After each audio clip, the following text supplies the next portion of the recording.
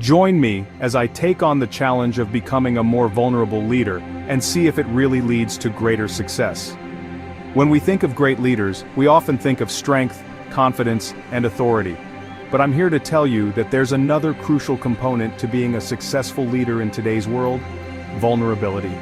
Being open, honest, and authentic is critical for achieving success. And it's an aspect of leadership that's often overlooked. So, let's explore how vulnerability can transform your leadership journey. There's a common misconception that leaders must always appear strong and invulnerable, that showing weakness or doubt will undermine their authority and erode trust with their team. But this couldn't be further from the truth. When leaders try to project an image of invincibility, they can come across as inauthentic, distant, and even intimidating. This can lead to a culture of fear, where team members are hesitant to share their ideas or speak up when they see problems. In reality, trying to maintain a facade of invulnerability is exhausting and unsustainable. It's a heavy burden to carry, and it can lead to burnout and isolation. And worst of all, it can stifle creativity, innovation, and progress. When leaders are too proud to show weakness, they can miss out on valuable feedback and insights from their team. Embracing vulnerability, on the other hand, fosters trust, openness, and a more collaborative environment. So what happens when leaders allow themselves to be vulnerable? When they share their fears, doubts, and uncertainties with their team? It creates a sense of safety and trust, where team members feel comfortable sharing their own thoughts and ideas. It fosters a culture of collaboration, where everyone feels invested in the success of the organization. When leaders are vulnerable, they build trust with their team. They show that they're human, just like everyone else, and that they're not afraid to make mistakes. This trust is essential for building strong relationships, and it's a key component of successful teams. Vulnerable leadership leads to a more engaged and motivated team, driving the organization forward.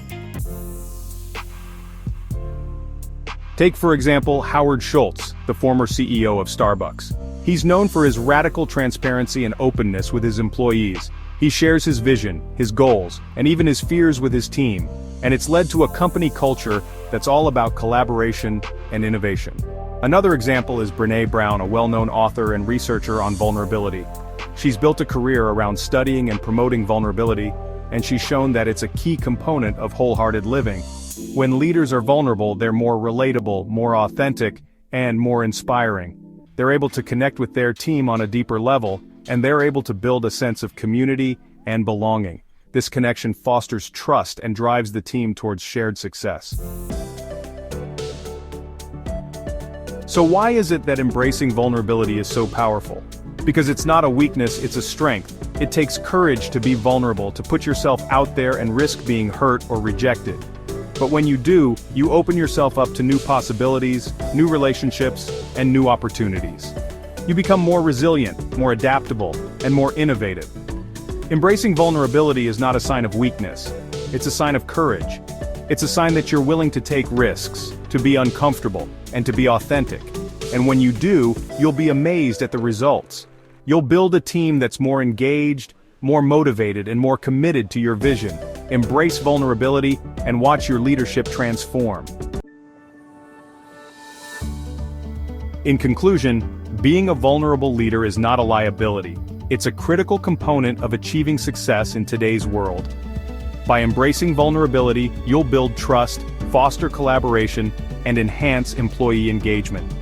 You'll create a culture of innovation and progress, and you'll become a more effective, more inspiring, and more successful leader. What are your thoughts on vulnerability in leadership? Share your comments below.